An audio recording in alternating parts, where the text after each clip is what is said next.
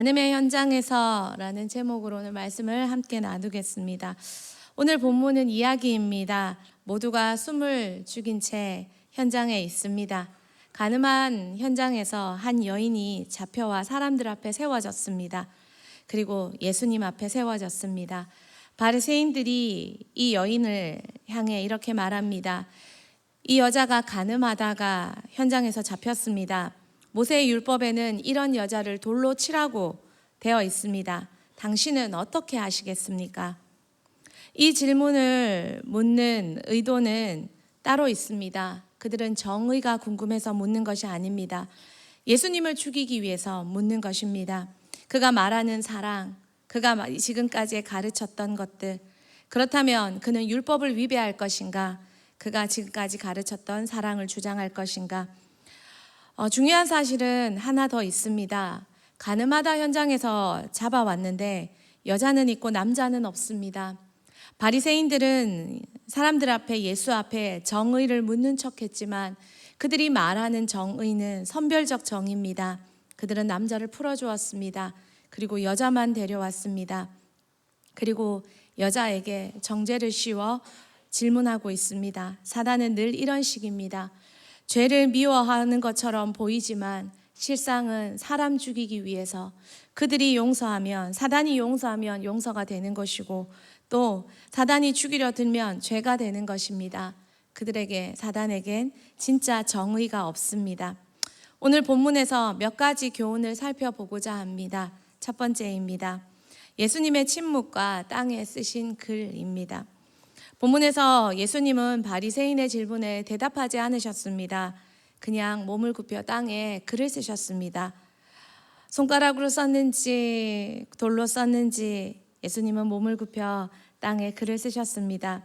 그런데 성경은 뭐라고 썼는지 그 내용은 얘기하지 않습니다. 하지만 많은 주석에서 이렇게 말합니다. 예레미야 17장 13절 말씀 같이 한번 읽겠습니다. 이스라엘의 소망이신 여호와여, 무릇줄을 버리는 자는 다 수치를 당할 것이라. 무릇 여호와를 떠나는 자는 흙의 기록이 되오리니 이는 생수의 근원이신 여호와를 버림이니이다. 여호와를 떠나는 자는 흙의 기록이 되리니, 죄를 고발하던 사람들의 죄, 사람들은 모르지만 하나님 아시는 그 죄가 흙에 기록되어 있었고 예수님은 흙에 그 기록을 찾아내고 있지는 않으셨을까요? 그들의 죄는 분명 하나님은 아셨고 예수님은 그들의 죄를 흙 속에 기록된 그들에게 죄를 찾아내서 드러내고 있으셨을 것입니다. 예수님은 말씀하십니다. 너희들 중에 죄 없는 자가 먼저 돌로 쳐라. 예수님은 율법을 부정하지 않았습니다. 율법을 주장하셨습니다. 다만 자격을 물으셨습니다. 누가 돌을 던질 수 있느냐 하는 것입니다. 그리고 다시 몸을 굽혀 흙에 글을 쓰셨습니다. 그러자 사람들은 무언가를 보았습니다. 흙 속에서 무언가를 보았고 돌을 던지려던 손이 돌을 떨어뜨린 채 하나둘 떠나갔습니다. 예수님은 그들 스스로 돌 던질 자격이 없다는 걸 깨닫게 해주셨습니다. 아무도 돌 던질 자격이 없습니다. 두 번째입니다. 돌을 던질 수 있는 유일한 분이 계십니다. 사람들이 다 떠났습니다. 현장에는 두 사람만 남았습니다. 바로 예수님과 여인입니다. 이것이 핵심입니다. 이 현장에는 가장 죄 많은 사람, 그 여인과 가장 죄 없는 한 사람, 예수님이 남았습니다. 아주 극단의 장면입니다. 그리고 예수님은 여인에게 묻습니다. 너를 정죄한 자들이 어디 있느냐? 여자는 대답합니다. 없습니다. 그러자 예수님이 유일하게 그녀 앞에 남은 한 사람으로 말씀하십니다. 나도 너를 정죄하지 않는다. 다시는 죄를 범하지 말라. 예수님은 정죄가 아니라 죄를 판단하실 수 있었고 죄를 분별하실 수 있었고 죄를 심판하실 수 있는 유일한 분이셨지만 예수님도 그녀를 정죄하지 않는다고 말씀하시며 용서해 주십니다. 다시는 죄를 짓지 마라. 예수님은 정죄 대신 용서를, 돌을 던지는 대신에 새 인생을 주셨습니다. 이 말을 들은 여인의 마음은 어땠을까요? 그 여인은 자기가 죄인인지 흙에 새기지 않아도 현장에서 잡힌 너무나 잘 아는 자기가 죄인인 사람이었습니다. 사람들은 모릅니다. 몰라서 흙 속에 찾아줘야만 자기가 죄인인 줄 압니다. 그러나 이 여인은 다른 이들보다 나은 것은 내가 죄인이라는 정직과 최소한 죄에 대한 겸손과 시인은 있습니다. 그런 여인에게 예수님은 새 인생을 선사해 주셨습니다. 세 번째입니다. 우리 모두 가늠한 현장에 있었던 자들입니다. 이 본문의 이야기는 우리의 이야기입니다. 저의 이야기입니다. 가늠이 무엇입니까? 국어사전적인 사회적인 정의로 보면 배우자가 있는 사람이 배우자가 아닌 사람과 성적인 관계를 맺는 행위를 말합니다. 그리고 좀 더 확대해서 더 나가서 가정과 신뢰를 파괴하는 모든 행위가 간음의 범주에 포함됩니다. 비단 성적인 행위에 국한되는 게 아니라 사회적으로 좀 더 확대돼서 내가 배우자보다 더 친밀하고 은밀하고 더 깊은 감정적 관계든 어떤 신뢰를 나누는 깊은 관계까지 나아간다면 그것은 상대편 배우자가 느끼는 간음이 된다는 것입니다. 그러나 성경적인 정의는 이 간음에 대해서 훨씬 더 깊습니다. 간음은 언약에 대한 배반 행위입니다. 결혼이라는 약속, 이 약속에 대한 배신 행위입니다. 출애굽기 20장 24절에 보면 간음하지 말라라고 나와 있습니다. 하나님은 우상 숭배를 하나님의 백성된 우리가, 이 언약을 맺은 우리가 하나님보다 더 사랑하고 더 의지하고 더 좋아하는 걸 우상 숭배라고 하시며 이것을 영적 간음이라고 말합니다. 신약에 와서 예수님은 더 나갑니다. 더 확대됩니다. 여자를 보고 음욕을 품은 자, 그러니까 음란한 생각, 저 여인을 두고 내 머릿속에서 드는 생각까지도 이미 간음이라고 말씀하십니다. 간음은 행위 이전에 마음의 방향이고 관계 이전에 충성의 문제입니다. 성도를 성도로, 제자를 제자로, 친구를 친구로, 표면뿐만 아니라 행위뿐만 아니라 내 마음에까지 생각에까지 그렇게 품어야 되는데 그걸 넘어서는 것 모두가 간음이라고 성경은 이야기합니다. 그리고 관계 이전에 내가 충성해야 될 하나님과 사람을 배반하고 다른 이들, 다른 것들에 충성하는 것을 간음이라고 말합니다. 그래서 우리 모두는 간음에 자유할 수 없습니다. 그러나 또 우리 모두는 간음의 심각성도 알아야 됩니다. 현장에 두 부류가 있습니다. 그리고 우리도 있습니다. 우리도 여인처럼 죄를 지어서 현장에서 잡혀온 적이 있었습니다. 여러분은 없습니까? 저는 있었던 것 같습니다. 현장에서 죄가 발각되고 부끄러움을 당하고 꾸지람을 받고 현장에 죄를 지어 잡혀온 적도 있었습니다. 바리새인들처럼 남의 죄를 고발하던 적도 있었습니다. 그리고 하나님보다 세상과 다른 것을 더 사랑했던 적도 있었습니다. 예수님 앞에 섰을 때 흙에 기록된 나의 죄를 예수님 앞에 섰을 때 예수님이 말씀해 주시는 나는 모르는데 기억 못했는데 예수님이 들춰주시는 나의 죄를 본 적도 있었습니다.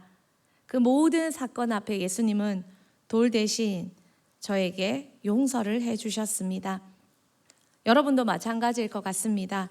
그래서 우리 중에는 돌 던질 사람은 아무도 없습니다. 그래서 우리는 정죄할 수는 없습니다. 그러면 여기서 끝입니까? 정죄할 수 없으니까 그러면 죄 짓고 잡혀와도 끝입니까? 예수님은 여인에게 용서해 주시는 대신 한 가지 당부합니다. 네 번째 이렇게 말씀하십니다. 같이 한번 읽을까요? 다시는 죄를 범하지 말라. 예수님은 여인을 용서해 주시며 이렇게 부탁하십니다. 예수님의 용서는 죄를 가볍게 여기라는 말이 아닙니다. 여러분 너무나도 부끄러운 상황에서 용서받으며 다시는 죄 짓지 말라는 말이 얼마나 크게 와닿는지 그것을 경험해 본 사람은 압니다. 용서는 오히려 죄의 심각성을 더 크게 깨닫게 해줍니다. 용서받은 사람은 더 이상 더러움으로 돌아가고 싶지 않습니다. 부끄러움과 감사를 알기 때문입니다. 인천 방주교회에 심우하셨던 박보영 목사님이 계십니다. 이분은 노숙하던 아이들을 데려오셔서 키워서 목회자로 세운 분이십니다. 이분이 이런 이야기를 하십니다. 노숙하던 아이들을 집으로 데려와서 깨끗하게 씻겨서 새 옷을 입히십니다. 그리고 그 아이들이 입던 그 노숙 시절에 입던 혼옷을 버리지 않고 지퍼백에 그대로 넣어둔다고 하십니다. 씻지도 않고. 그리고 한 달 이렇게 노숙하는 아이들이 집에서 새 옷을 입고 깨끗하게 지내다가 한 달째 되는 날 그 아이를 자신의 방으로 불러 그 옷을 주면서 끄집어내 보라고 합니다. 그럼 아이들이 끄집어내며 코를 막고 막 더럽게 여깁니다. 그리고 질문합니다. 다시 입고 살래? 그 옷 다시 입고 예전처럼 살래? 과거로 돌아갈래? 그러면 모든 아이들이 고개를 젓습니다. 왜냐하면 이제는 깨끗함이 뭔지 알았기 때문입니다. 여러분, 죄가 이렇습니다. 용서받고 깨끗함이 뭔지 아는 사람은 다시 돌아가고 싶지 않습니다. 그 구덩이 속에 다시 파묻혀 살고 싶지 않습니다. 용서는 새로운 삶, 깨끗한 삶이 우리에게 무엇인지 알게 해줬습니다. 그래서 지키고 싶습니다. 내가 못하고 부족하고 넘어져도 그래도 내 마음은 지키고 싶습니다. 거룩은 의무가 아니라 지키고 싶은, 소망하는 깨끗한 삶이 됩니다. 지키고 싶으십니까? 지키고 싶습니까? 더럽게 살고 싶습니까? 그러면 여러분, 돌아가지 않기 위해 지켜야 될, 반드시 알아야 될 것이 있습니다. 5번입니다. 다시 돌아가지 않기 위해 반드시 알아야 될 것이 있습니다. 이걸 꼭 기억해 주면 좋겠습니다. 첫 번째는 도망쳐야 됩니다. 고린도전서 6장 18절에 이런 말씀이 있습니다. 같이 읽겠습니다.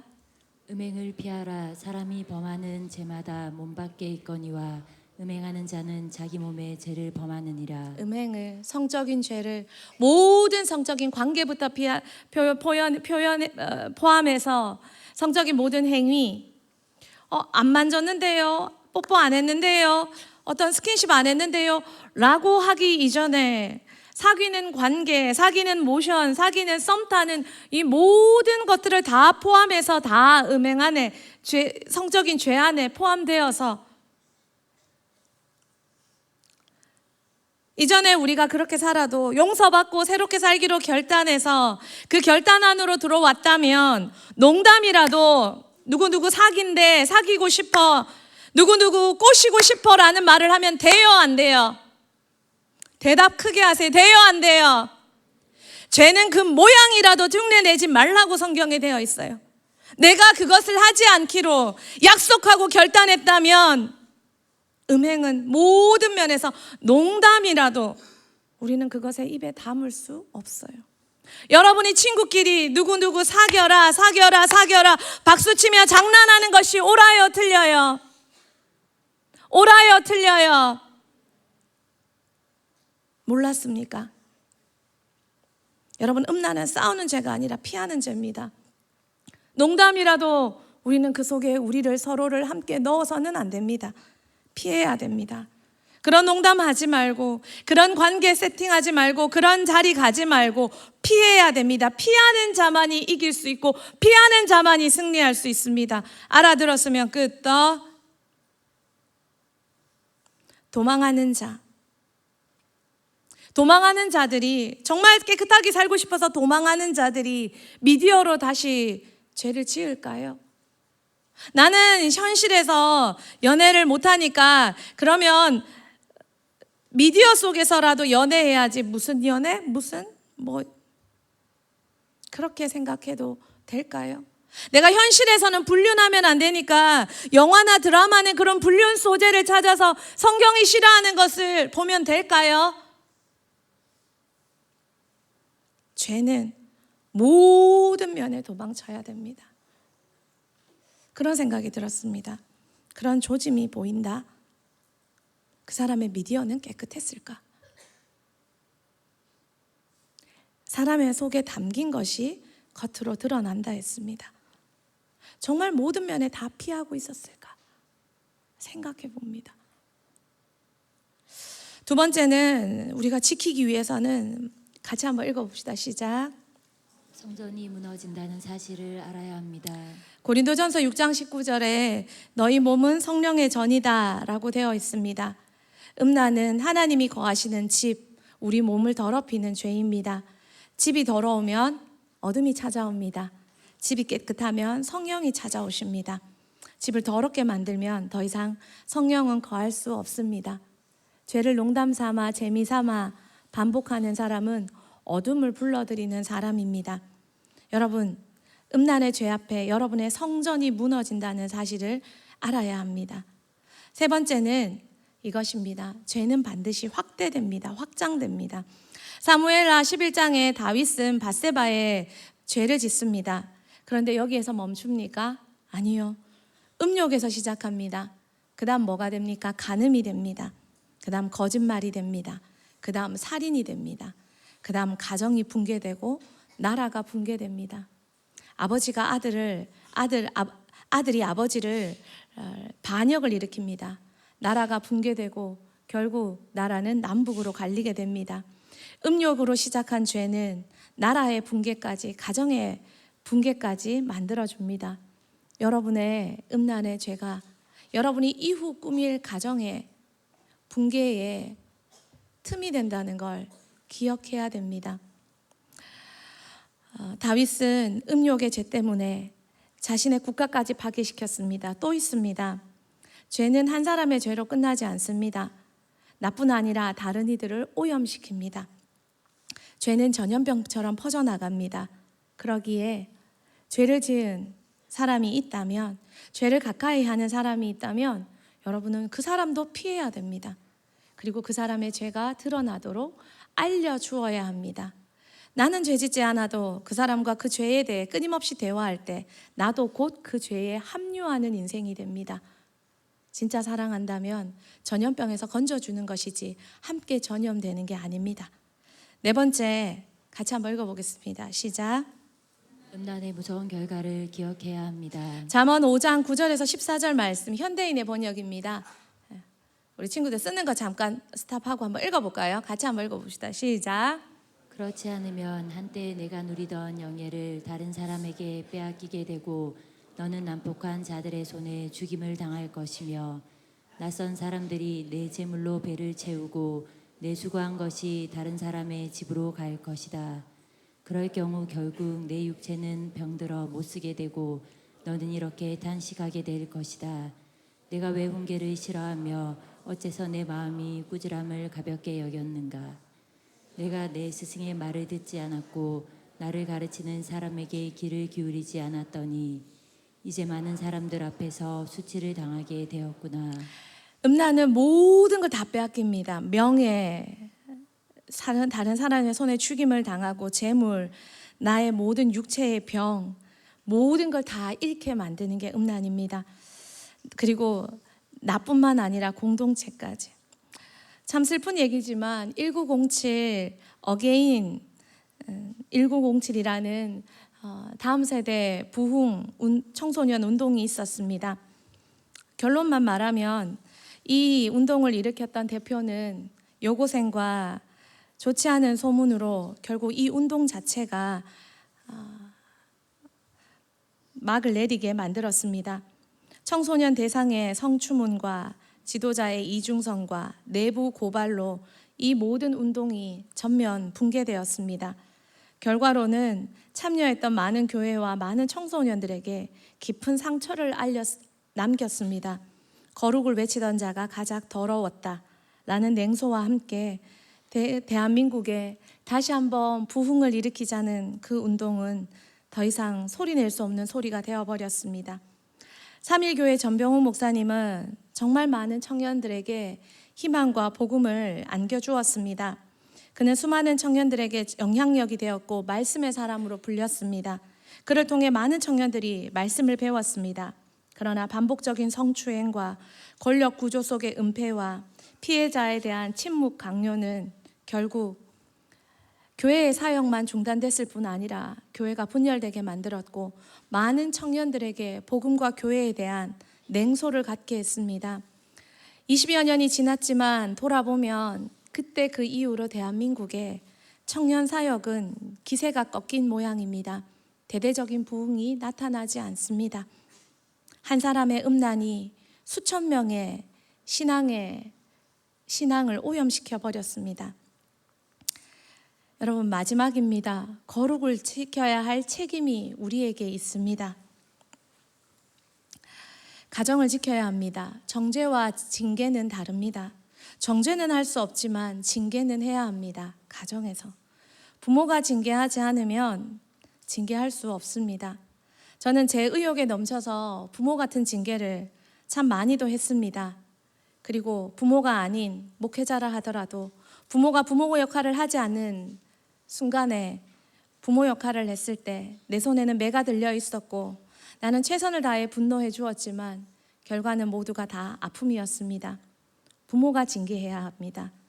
또한 부모가 거룩해야 합니다. 부부의 침실이 거룩해야 되고 부부가 서로의 책임을 다하며 부모부터 음란의 죄가 부부 사이에서 넘쳐나지 않도록 주의해야 합니다. 부모의 미디어는 깨끗합니까? 자녀에게 영상 기록물을 다 보여줄 수 있습니까? 가정이 지켜져야 합니다. 그것이 부모의 사명입니다. 두 번째, 교회가 지켜져야 합니다. 관계의 선을 지켜야 됩니다. 거룩은 분위기가 아니라 선택입니다.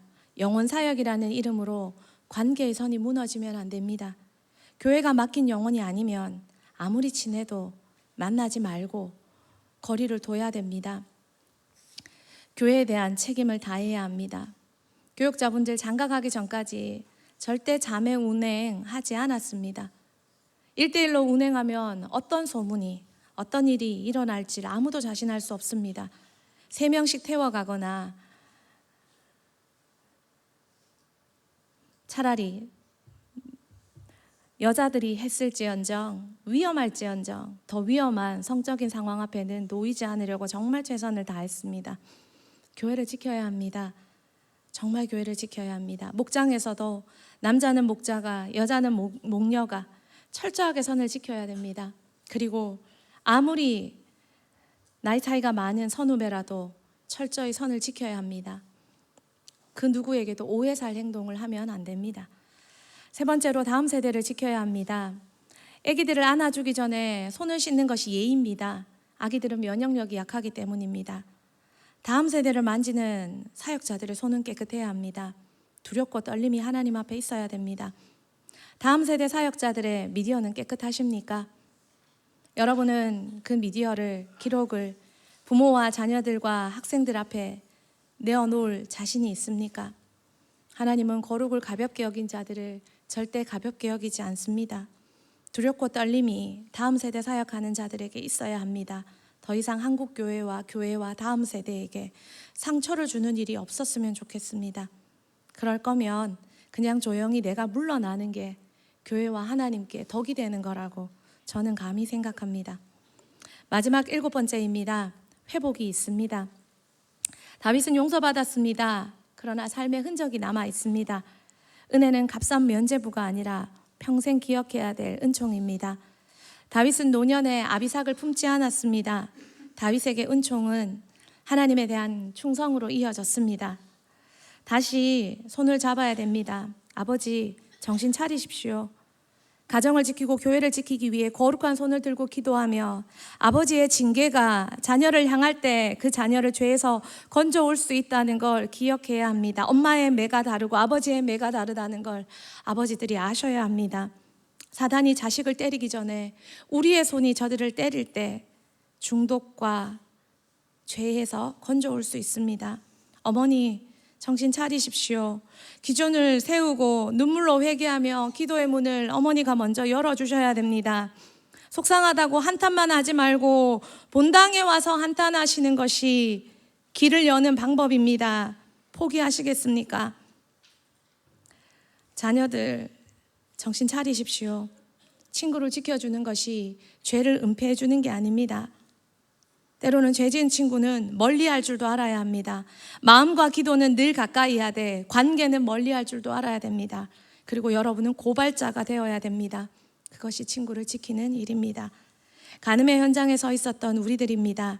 그러나 다시 한번 간음의 현장에 설 때는 승리와 진리와 의와 거룩으로 설 수 있는 자들이 되어야 합니다. 함께할 때, 성령과 함께하고 교회와 함께하고 진리와 함께하고 거룩한 이들과 함께할 때 승리할 수 있습니다. 승리할 수 있습니까? 디모데후서 2장 22절 우리 마지막으로 같이 한번 읽겠습니다. 또한 너는 청년의 정욕을 피하고 주를 깨끗한 마음으로 부르는 자들과 함께 의와 믿음과 사랑과 화평을 따르라. 이 말씀으로 두려움이 아니라 거룩을 향한 결단, 주의 이름으로 다시 세워지기를 소원하는 소망이 되길 소망합니다. 대흥교회 다음 세대 사역이 거룩으로 지켜져서 어느 한 사람, 한 가정으로 무너지지 않고 거룩으로 지켜져서 대한민국의 소망이 되고 통일한국의 소망이 되고 여러분 인생의 행복이 되면 좋겠습니다. 여러분을 지켜주기 위한 어른들의 몸부림을 잘 순종으로 따르는 여러분 모두가 되길 축복합니다.